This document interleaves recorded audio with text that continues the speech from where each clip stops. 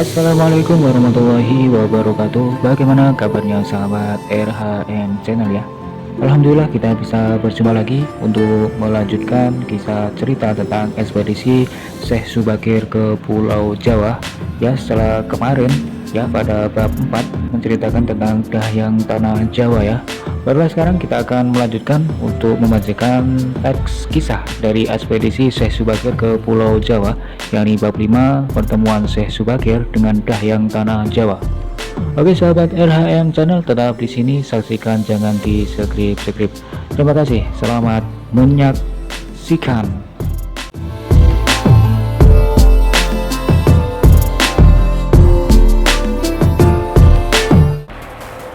Bab 5 pertemuan Syekh Subakir dengan dahyang tanah Jawa. Wah, wah, wah. Hmm, uh, uh, uh.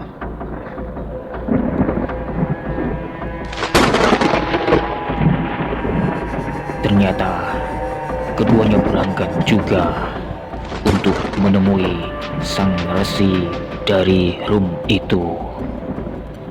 Di perjalanan tidak diceritakan, setelah sampai di hadapan Syekh Subakir yang ada di Gunung Tidar, dia berkata, "Tuan Subakir, sebagai pendeta, kenapa Tuan datang ke sini membuat kerusakan?" Syekh Subakir dengan perlahan berkata, "Di sana, kau ini siapa? Keluar dari mana di sana berdua? Kok baru kali ini aku melihatmu? Lantas apa yang Kisana inginkan sampai datang kepadaku?"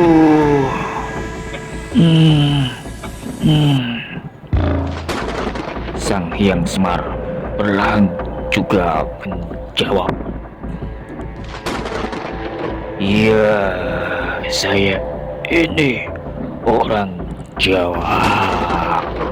Saya ingin bertemu Tuan." Syekh Subakir berkata, "Beritanya tanah Jawa, tempat yang belum ada manusianya, tempat yang masih berupa hutan belantara." Sang Semar langsung menyangkalnya. "Nyatanya saya orang Jawa. Saya ada sebelum Tuan datang.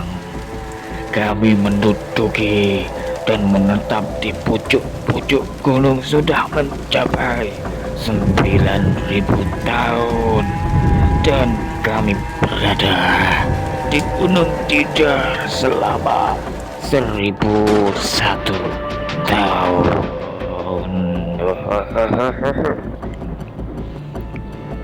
Sang pendeta yang heran mendengarnya.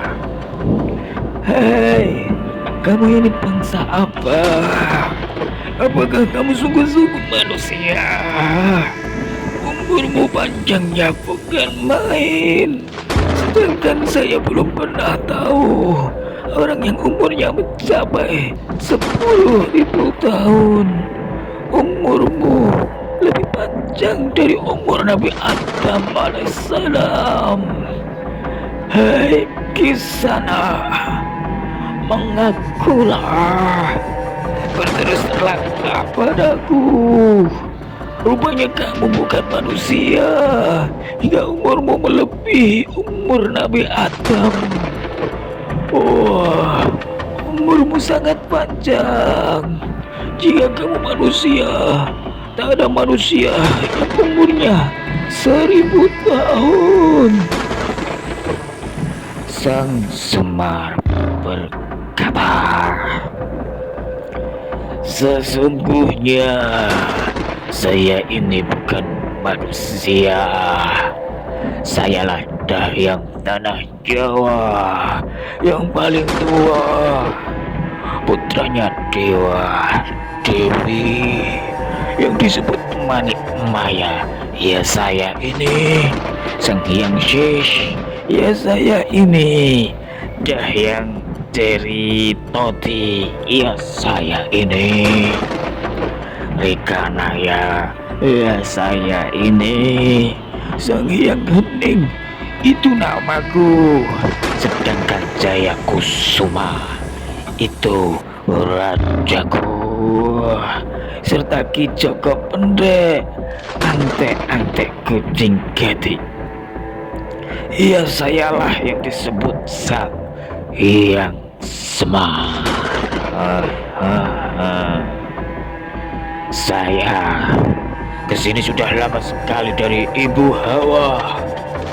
Dulu Ibu Hawa melahirkan benihnya dan diambil atau diadopsi serta dirawat oleh sang Indajil.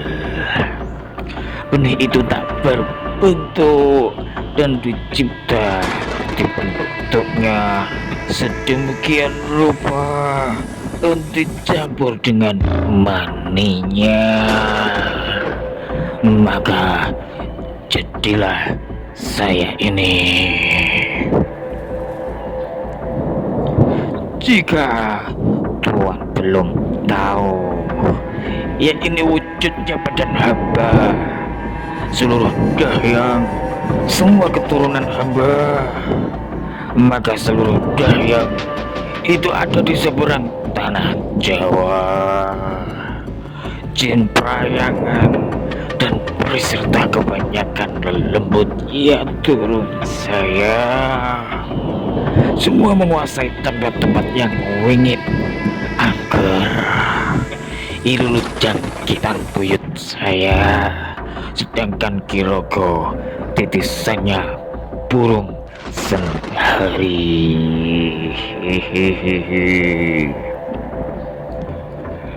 Hamba bersama dengan saudara tua hamba bertempat di Jawa.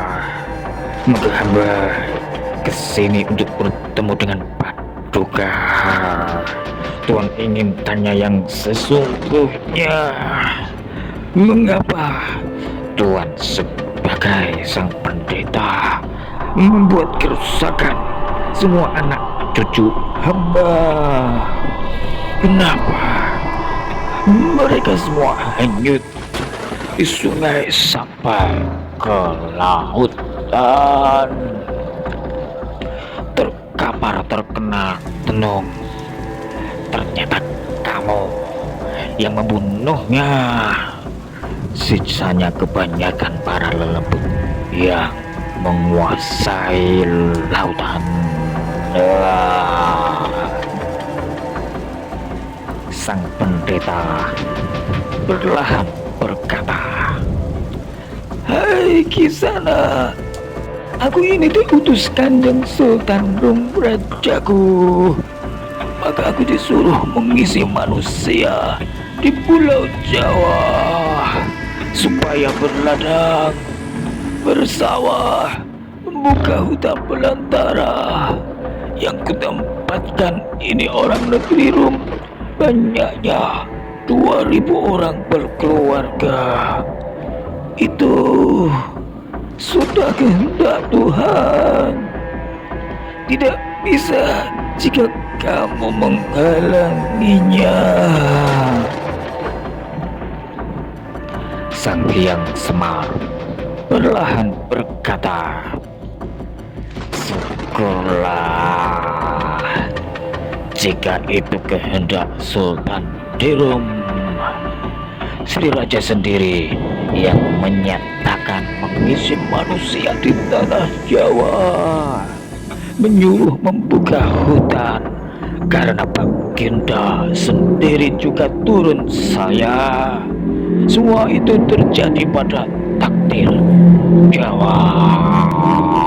Sesubagir pun berkata, Nanti aku beritahu kehendak yang Maha Agung serta mulia dan jalannya Pulau Jawa.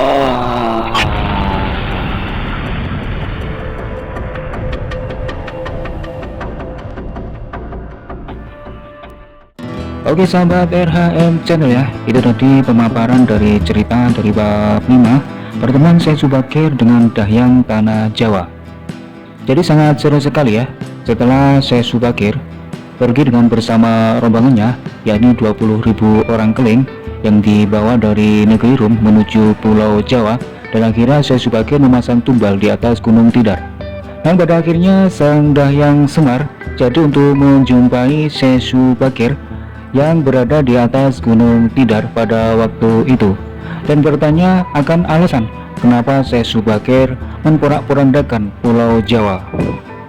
Mau terjadilah beberapa silang pendapat antara Syekh Subakir dengan Dahyang Semar yang memberikan alasan satu sama lainnya, yang akhirnya mereka terjadi sebuah indikasi untuk perdamaian, dalam artian karena semuanya itu sudah digariskan oleh Sang Maha Pencipta, dan barulah nanti Syekh Subakir itu akan memaparkan akan apa saja yang akan terjadi di Pulau Jawa.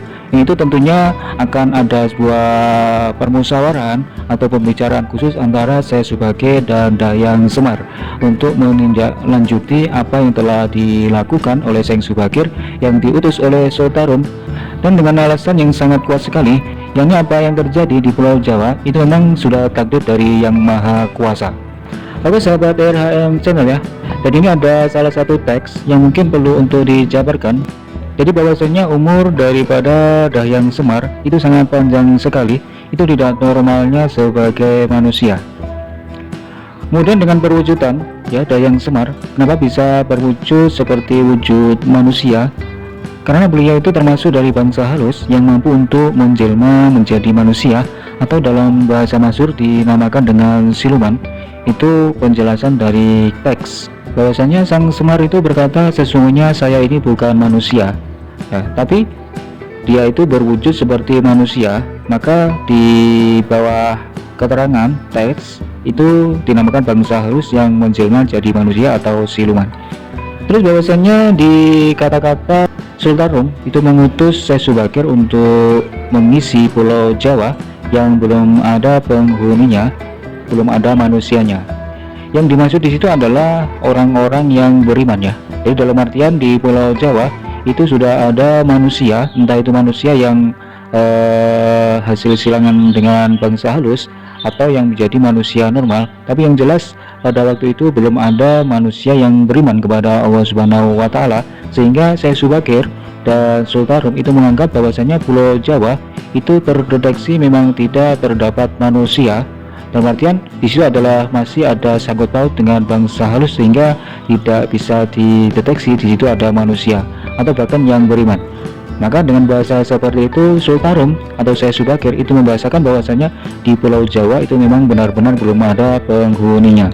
Terus juga dari pemaparan Dahyang Semar bahwasanya ketika Syekh Subakir menyebutkan yang memerintahkannya adalah Sultan dari Rum, dengan jelas Dahyang Semar itu mengatakan dia sangat gembira karena kedatangan dari Syekh Subakir itu adalah perintah dari Sultarum, yang mana Sultarum itu juga masih termasuk dari keturunan Dahyang Semar seperti itu. Jadi di bawah teks itu diberikan sebuah keterangan mungkin keturunan orang Jawa yang pernah kawin dengan bangsa Rum, karena raja-raja Jawa dianggap ada darah keturunan jin ya, atau perkawinan silang manusia dengan jin ya. Itu mungkin pemaparan yang perlu saya sampaikan terkait dengan buku yang saya bacakan ini, yakni Ekspedisi Syekh Subakir ke Pulau Jawa. Oke sahabat RHM channel ya, tetap di channel ini karena akan banyak kelanjutan tentang perjalanan Syekh Subakir ke Pulau Jawa, yakni yang akan dilanjutkan dengan jangka ramalan tanah Jawa sampai tenggelamnya Pulau Jawa. Yakni ada ramalan-ramalan yang memang dibawa oleh Syekh Subakir mengenai jangka waktu bertahannya Pulau Jawa ini. Tapi bagaimanakah kelanjutan dari cerita ini, atau lebih jelasnya kita memahami atau dipandang dari sudut baik itu Syekh Subakir ataupun dari sudut Jawa itu sendiri atau dari sudut agama Islam itu bagaimana? Mungkin kita bisa lanjutkan di lain waktu. Oke sekian, Tetap tonton terus, jangan di subscribe. Salam silaturahim, salam bahagia, salam sukses. Assalamualaikum warahmatullahi wabarakatuh.